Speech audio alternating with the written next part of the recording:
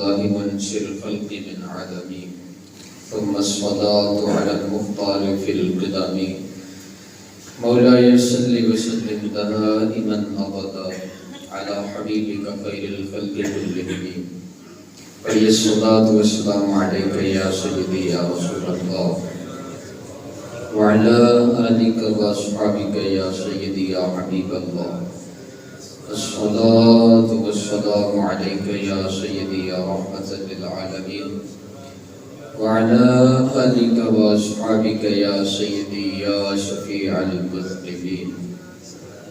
اللہ تبارک و تعالی کے فضل و کرم سے ہم نے نماز فجر کا جماعت ادا کی. درس قرآن میں ہم سب شرکت کر رہے ہیں. اللہ تعالی ہم سب کی حاضری قبول فرمائے.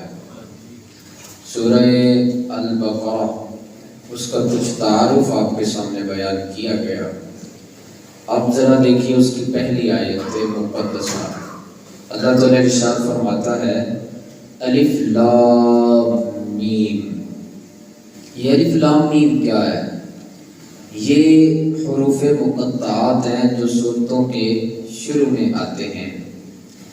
ان آیات مقدسہ کے نزول کا مقصد کیا ہے وہ ذرا سمجھ لیجئے. جو اہل عرب تھے ان کو اپنی فہم و فراست پہ بڑا ناز تھا. وہ یہ سمجھتے تھے کہ عربی ہم سے زیادہ، چونکہ ہماری زبان عربی ہے، ہم سے زیادہ کوئی نہیں سمجھتا. ہم بڑے فصیح و بلیغ لوگ ہیں اور علم کی دنیا کے اندر ہمارا کوئی مقابلہ نہیں کر سکتا. اللہ تبارک و تعالی نے یہ جب آیات نازل فرمائی الف لام میم، اب ان کو حیران کر دیا گیا. وہ سب انگشتے بدندہ رہ گئے اور کہنے لگے یہ کیسا کلام ہے جو ہم عربیوں کو بھی سمجھ نہیں آ سکتا ہے. اس لیے اللہ تبارک و تعالیٰ نے بتایا، فرمایا کہ یہ قرآن پاک یہ سمجھنا تمہارے بس کا کام نہیں ہے.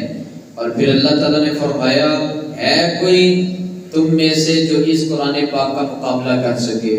قرآن پاک جیسی کوئی صورت لے آئے، قرآن پاک جیسی کوئی ایک آیت ہی لے آئے. آج تک اور قیامت تک ان کے لیے کھلا چیلنج ہے، لیکن وہ ایک آیت تو کیا قرآن جیسا ایک حرف بھی نہیں بنا سکتے، کیونکہ یہ اللہ تعالیٰ کا کلام ہے اور اللہ کے کلام کے ساتھ بھلا بندوں کا کیا مقابلہ. اس لیے اللہ تبارک و تعالیٰ نے فرمایا الف لام میم. لیکن اس میں علماء نے کچھ اس کو سمجھنے کی اور تعویل کرنے کی کوشش کی کہ الف لام میم اس کا مقصد کیا ہے.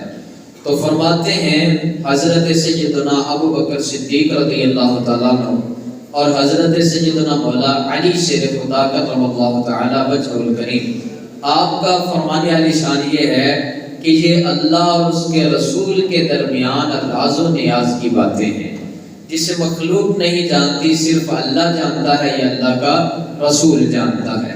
اور اس میں فرمایا علماء نے جب عرب کے اندر کوئی خفیہ کسی کو پیغام بھیجتا تو پیغام بھیجنے والا وہ کیا کرتا تھا، وہ اپنا جو نام ہوتا اس نام کا پہلا حرف استعمال کرتا.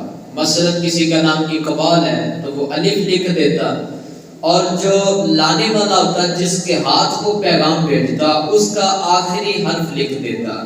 مثلا اسی نام کو لے لیجیے آپ، کسی کا نام مدثر ہوتا تو وہ را لکھ دیتا. جس کے پاس پیغام لے کے جانا ہے اس کا بھی پہلا حرف لکھ دیا جاتا تاکہ لے جانے والے کے لیے بھی آسانی ہو اور بھیجنے والے اور جس کی طرف بھیجا گیا ہے ان کے درمیان کچھ راز کی باتیں ہوتی ہیں جسے یا بھیجنے والا جانتا ہے یا جس تک آ رہا ہے وہ جانا کرتا تھا. تو آپ یہ ذرا سمجھیے کہ یہ راز و نیاز کی باتیں کیسے ہیں. الف لام میم، اس میں بھیجنے والی ذات اللہ تعالیٰ کی ہے، اس لیے اللہ تبارک و تعالیٰ نے اپنے نام کا پہلا حرف استعمال فرمایا اللہ. اس کے شروع میں کیا آتا ہے؟ الف. الف استعمال کیا گیا. لانے والے ہیں جبریل امین، ان کا آخری حرف استعمال کیا گیا. میم، جن تک آ رہا ہے وہ ہستی ہیں جن کا نام نامی اس میں گرامی میم سے شروع ہوتا ہے، محمد صلی اللہ علیہ وسلم. تو یہ اللہ تبارک و تعالیٰ نے فرمایا الف لام میم، یہ جو قرآن ہے یہ وہ کتاب ہے جسے بھیجنے والی اللہ کی ذات ہے، لانے والے جبریل امین ہیں، اور جن تک یہ قرآن آیا ہے وہ رحمت للعالمین ہے، وہ جناب محمد رسول اللہ صلی اللہ علیہ وآلہ وسلم کی ذات گرامی ہے۔ اس لیے یہ بتایا گیا الف لام میم کے اندر۔ بعض نے کہا یہ الف لام میم یہ کیا ہے؟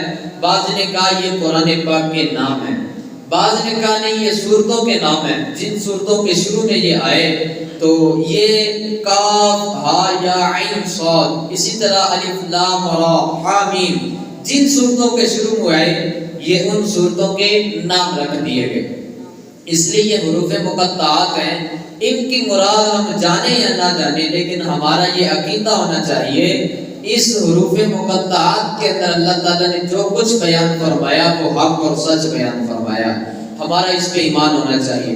اب اگلی آیت سنیے، اللہ تعالیٰ ارشاد فرماتا ہے ذالک الکتاب لا ریب فیہ، یہ قرآن وہ کتاب ہے جس میں شک اور شبہ کی کوئی گنجائش ہی نہیں ہے، جس میں شک اور شبہ کی کوئی گنجائش نہیں ہے، یہ وہ کتاب ہے قرآن پاک۔ پھر فرمایا ھدی للمتقین، یہ پرہیزگاروں کے لیے ہدایت ہے۔ اب قرآن پاک جب ہم پڑھنے لگے تو اللہ تبارک و تعالیٰ نے اس کا کچھ تعارف ہمارے سامنے پیش کیا اور کچھ اہمیت اور فضیلت ہمارے سامنے بیان فرمائی کہ یہ کتاب جو تم پڑھنے جا رہے ہو یہ کوئی عام کتاب نہیں ہے۔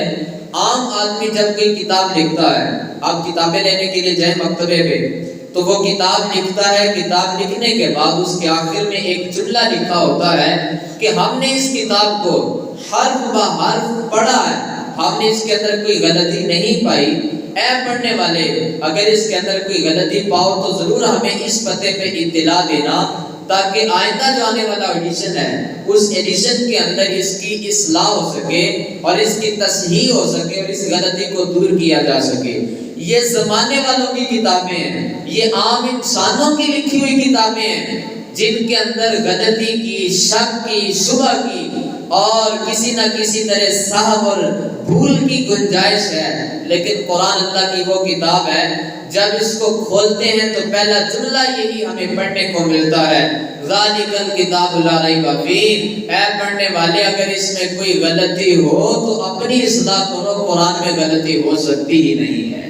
یہ قرآن وہ ہے جس میں غلطی کی کوئی گنجائش ہی نہیں ہے، جس میں شک اور شبہ کی کوئی گنجائش نہیں ہے، اور یہ قرآن حرف بہ حرف سچا ہے، قرآن پاک کی ہر بات سچی ہے، اور قرآن پاک کے اندر اللہ تبارک و تعالیٰ نے ازل سے لے کے ابد تک جو کچھ ہونے والا تھا سب کچھ اللہ تعالیٰ نے قرآن پاک کے اندر بیان فرما دیا، اور اس میں اب لوگ اپنی اپنی بساط اور اپنی اپنی حیثیت کے مطابق اس قرآن پاک کے سمندر میں غوطہ زنی کرتے ہیں اور اس میں سے موتی نکال کے لوگوں کے سامنے پیش کرتے ہیں۔ ہمیں یاد ہے ہمارے استاد گرامی قبلہ استاد ہادی و مربی قبلہ مفتی بشیر احمد فردوسی صاحب متدل العالی، آپ کے پاس ہم قرآن پاک کا ترجمہ پڑھ رہے تھے تو ترجمہ پڑھتے ہوئے قرآن پاک کی یہ آیت آئی جس میں اللہ تعالیٰ نے فرمایا وَلَا رَطْبٍ وَلَا يَابِسٍ إِلَّا فِي كِتَابٍ مُبِينٍ، کوئی تر اور خشک چیز ایسی نہیں ہے جس کا ذکر اللہ نے قرآن میں نہیں فرما دیا، ہر چیز قرآن میں موجود ہے۔ ایک طالب علم بولتا ہے، وہ کہتا ہے، کہنے لگا استاد جی آپ نے مدرسے کا یہ قانون بنایا ہے، آپ مدرسے کے اندر جب کوئی بچہ لیٹ آتا ہے تو آپ اس کو سزا دیتے ہیں، اگر کوئی زیادہ چھٹیاں کرے تو آپ اس کا نام خارج کر دیتے ہیں، اور تیسرا یہ ہے کہ اگر کوئی آپ کو زیادہ تنگ کرے، بات نہ مانے تو آپ کیا کرتے ہیں، اس کا نام خارج کر دیتے ہیں۔ اگر کوئی معقول بہانہ لے کے آئے، اپنے والد کی سفارش ساتھ لے کے آئے تو آپ اس کو چھوڑ بھی دیتے ہیں، نہ اس کو سزا دیتے ہیں نہ اس کا نام خارج کرتے ہیں۔ یہ بھی قرآن پاک کے اندر بیان فرمایا گیا، ذرا لطف کیجیے گا، بات کو سمجھیے گا، عام قوم سمجھنے والی بات ہے۔ تو استاد محترم فرمانے لگے ہاں یہ قرآن پاک سے ہی تو ہم نے ضابطہ نکالا ہے، یہ بھی قرآن پاک کے اندر موجود ہے۔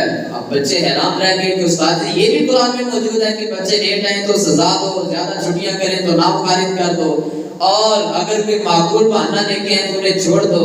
کہا یہ بھی قرآن میں ہے، کہا کہاں پہ؟ تو کہا قرآن پاک پڑھتے ہیں۔ قرآن پاک میں ہے حضرت سلیمان علیہ السلام کے پاس ہر طرح کی چرند پرند چیزیں حاضر ہوا کرتی تھی، پرندے بھی حاضر ہوتے، جانور بھی حاضر ہوتے، اور آپ کی بارگاہ کے اندر ان کی حاضری لگا کرتی تھی۔ تو حضرت سلیمان علیہ السلام نے ایک دن دیکھا، آپ فرمانے لگے یار آج ہدہد نظر نہیں آ رہا۔ ہدہد ایک پرندہ ہے، تو کہا انی لا ارى الهدهد ان كان من الغائبین، کہا آج ہدہد نظر نہیں آ رہا، وہ کہاں پہ ہے؟ پھر آپ نے اس کی سزا منتخب پر فرمایا کہ ہم کیا کریں گے، لَأُعَذِّبَنَّهُ عَذَابًا شَدِيدًا، کہنے لگے ہم اس کو سخت سزا دیں گے۔ کیا کریں گے؟ سخت سزا دیں گے کہ وہ دیر سے کیوں آیا۔ استاد صاحب فرمانے لگے یہ جو ہم نے قانون بنایا ہے کہ جو بچہ لیٹ آئے اس کو سزا دینی ہے، یہ حضرت سلیمان علیہ السلام کے فرمانے عالی شان سے نکالا ہے۔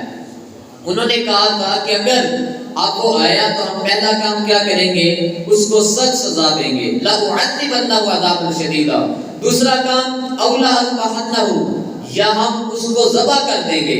اگر کوئی ایسی بات ہماری سمجھ سے بالا ہوئی، اگر اس نے جان بوجھ کے غلطی کی ہے تو ہم کیا کریں گے، اس کو ذبح کر دیں گے، یعنی اس کا نام خارج کر دیں گے۔ کہا یہ جو نام خارج کرنے والا جو قانون ہم نے بنایا ہے یہ قرآن پاک کی آیت اولا اذبحنہ سے نکالا ہے۔ اور پھر فرمایا جو تیسرا کام ہے، آپ نے فرمایا اولا یأتینی بسلطان مبین، اگر وہ کوئی معقول دلیل لے کے آیا، اس نے کوئی معقول عذر اور بہانہ پیش کیا تو ہم اس کو چھوڑ دیں گے۔ استاد صاحب فرمانے لگے یہی تو ہمارا قانون ہے، اگر کوئی بچہ وہ کہتا ہے میں بیمار تھا، میری بائک پنکچر ہو گئی تھی، یا کوئی مسئلہ تھا، وہ آ کے معقول عذر اور بہانہ پیش کرتا ہے تو ہم اس کو چھوڑ دیتے ہیں۔ تو طلباء پاک رشک کرنے لگے استاد پاک کی ایک قرآن فہمی کے اوپر، اور فرمانے لگے واہ واہ، ہمیں اللہ تعالیٰ نے وہ استاد عطا کیے جو ہر کام کوئی بھی ان سے سوال کیا جاتا ہے تو وہ پہلے اس کا جواب قرآن مقدس سے تلاش کرتے ہیں، اور ہر ایک سوال کا جواب قرآن پاک سے دینے کی کوشش کرتے ہیں۔ اس لیے یہ قرآن پاک وہ کتاب ہے جس کے اندر اللہ تبارک و تعالیٰ نے ہر چیز کا ذکر فرمایا ہے، ہر ایک چیز کا بیان قرآن پاک کے اندر موجود ہے۔ اور یہ جو قرآن کا اس پہ غلطی کی کوئی گنجائش نہیں ہے۔ بڑے بڑے لوگ آئے، انہوں نے غلطیاں نکالنے کی کوشش کی، سر جوڑ کے بیٹھ گئے، لیکن قرآن پاک سے انہوں نے کوئی غلطی نہیں نکالی۔ کچھ ایسے لوگ تھے جو کہ عرب کے ہاں، جیسے ہمارے ہاں زبان پنجابی ہوتی ہے، لیکن جب علاقہ بدلتا ہے تو لہجہ بدل جاتا ہے، اسی طرح عربی کے اندر بھی وہاں پہ بھی ہر علاقے کی اپنی بولی ہے، ہر علاقے کا اپنا لہجہ ہے۔ مصریوں کو دیکھ لیں ان کا اپنا لہجہ ہے، شام کے رہنے والوں کو دیکھ لیں ان کا اپنا لہجہ ہے، اسی طرح آپ مکہ کے رہنے والوں کو دیکھ لیں ان کا اپنا لہجہ ہے، مدینہ پاک کے رہنے والوں کا اپنا لہجہ ہے۔ اس لیے لہجے بدلتے ہیں، جب علاقہ بدلتا ہے تو لہجہ بھی کیا ہو جاتا ہے، بدل جاتا ہے۔ اب وہاں پہ بھی انہوں نے لہجے کے اعتبار سے قرآن پاک کے اندر 3 غلطیاں نکالی، اور کہنے لگے دیکھو قرآن پاک کے اندر 3 غلطیاں ہیں جو عربی ہیں ہی نہیں، لیکن قرآن پاک کہتا ہے یہ خالصتاً عربی زبان میں نازل کیا گیا، لیکن 3 غلطیاں انہوں نے نکالی۔ کہنے لگے کہ یہ جو 3 لفظ ہیں یہ عربی کے نہیں ہیں۔ پہلے انہوں نے غلطی کیا نکالی، ذرا دھیان سے سنیے گا۔ وہ کہنے لگے قرآن پاک میں ہے اتتخذون ہزوا، کہ اللہ تعالیٰ نے فرمایا ہزوا، یہ ہزوا کا جو ذکر کیا قرآن پاک میں، یہ ہزوا یہ عربی زبان کا جملہ ہی نہیں ہے، عربی زبان کا لفظ ہی نہیں ہے، لہٰذا یہ پہلی غلطی انہوں نے پائی۔ دوسری انہوں نے کہا قرآن پاک کے اندر کبارا، کبارن کا لفظ استعمال ہوتا ہے، کہنے لگے یہ دوسری غلطی ہے۔ پہلی غلطی کون سی نکالی ذرا بولیے محبت سے، ہزوا، وہ کہنے لگے یہ قرآن پاک میں نہیں ہونا چاہیے تھا کیونکہ یہ عربی کا لفظ نہیں ہے۔ دوسری انہوں نے غلطی نکالی کبارا، کہ یہ جو کبار یہ عربی کے اندر اس کے مقابلے میں کبیر لفظ استعمال ہوتا ہے جس کا معنی ہوتا ہے بڑا، لیکن یہاں پہ کیا ہے کبار لفظ استعمال ہوا، اس کا مطلب ہے کہ یہ غیر عربی کو عربی میں شامل کیا گیا۔ تیسرا انہوں نے جو غلطی نکالی، جو سب سے بڑی غلطی وہ شمار کرنے لگے، وہ کہنے لگے پہلی تو یہ حضوا، دوسری کبارا، تیسری کہنے لگے عجاب۔ قرآن پاک میں ان ھذا لشیء عجاب، یہ قرآن پاک بڑی عجیب چیز ہے، تو کہا یہ جو عجاب ہے یہ عربی کا لفظ نہیں ہے، بلکہ عربی کے اندر تو عجیب لفظ استعمال کیا جاتا ہے، لیکن عجاب یہ کہاں سے آ گیا؟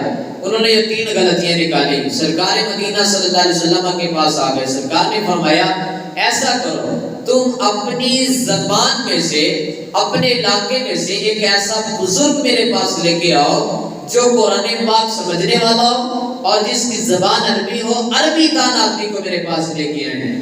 جب وہ تلاش کرنے لگے تو ایک بزرگ بابا جی مل گئے جو عربی کے اندر بڑی مہارت رکھتے تھے۔